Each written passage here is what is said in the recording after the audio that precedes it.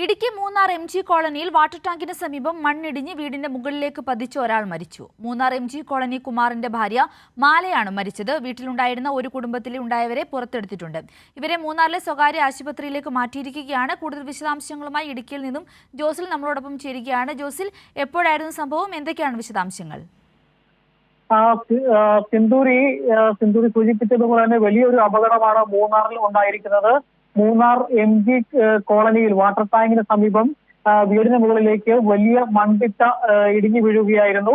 ഏതായാലും ആ വീടിനുള്ളിൽ ആ സമയത്ത് ഒരാൾ മാത്രമാണ് ഉണ്ടായിരുന്നത്. ആ വീട്ടിലുണ്ടായിരുന്ന ആൾ മരണപ്പെട്ടിട്ടുണ്ട്.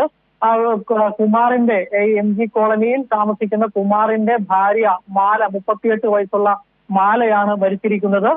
കുട്ടികൾ കൂടി ആ സ്ഥലത്തുണ്ടായിരുന്നു എന്നുള്ള നിലയിലാണ് ആദ്യം വാർത്ത പുറത്തു വന്നത്. അതിന്റെ അടിസ്ഥാനത്തിലാണ് നമ്മൾ 4 പേർ ഉണ്ടായിരുന്നു എന്ന് പറഞ്ഞു. അവർക്ക് 3 കുട്ടികളാണ്.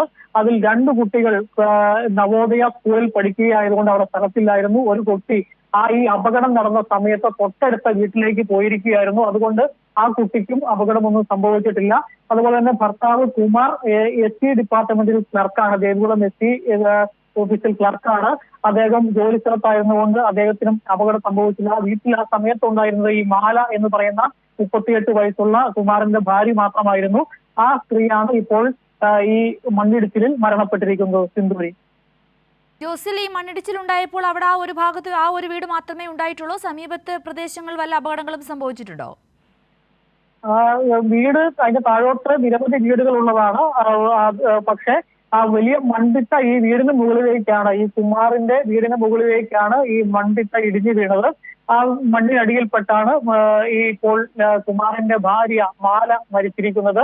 അതിന് തൊട്ടു താഴെയും ഇതൊരു കോളനി പ്രദേശമാണ്, MG colony, Munnar MG colony പ്രദേശമാണ്. അതിന്റെ കീഴ്ക്കാന്തൂക്കായിൽ ധാരാളം വീടുകൾ ഉള്ള പ്രദേശമാണ്.